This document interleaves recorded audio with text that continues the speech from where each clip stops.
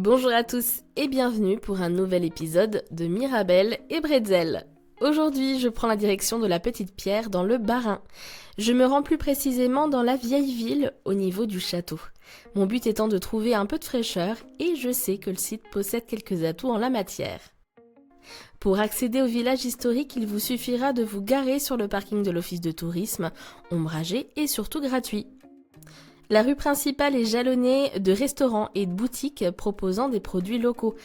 Cependant, évitez de faire la même erreur que moi et de vous y rendre un lundi. Ah oui, la plupart des échoppes seront fermées et il vous sera également impossible de visiter le château. Seuls les espaces extérieurs seront accessibles.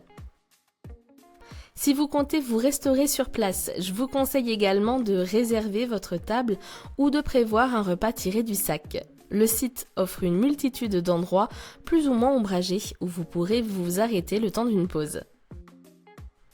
Et bien que la ville ne manque pas d'atouts, je me rends au-delà des murs de la muraille, car la Petite Pierre dispose d'une particularité qui a attiré mon attention, des citernes souterraines.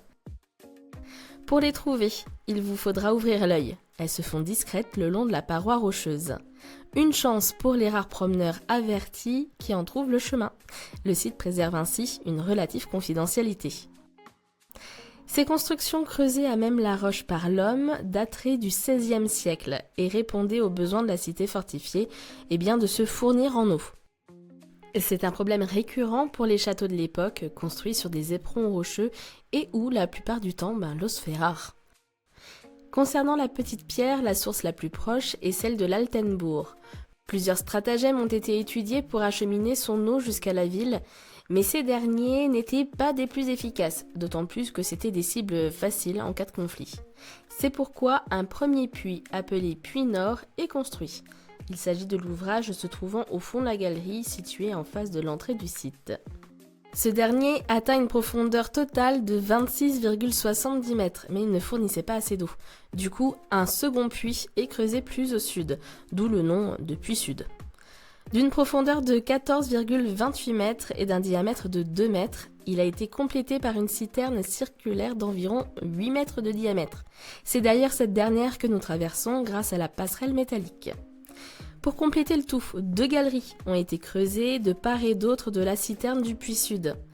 Elles ont pour rôle de drainer les eaux de ruissellement vers la citerne.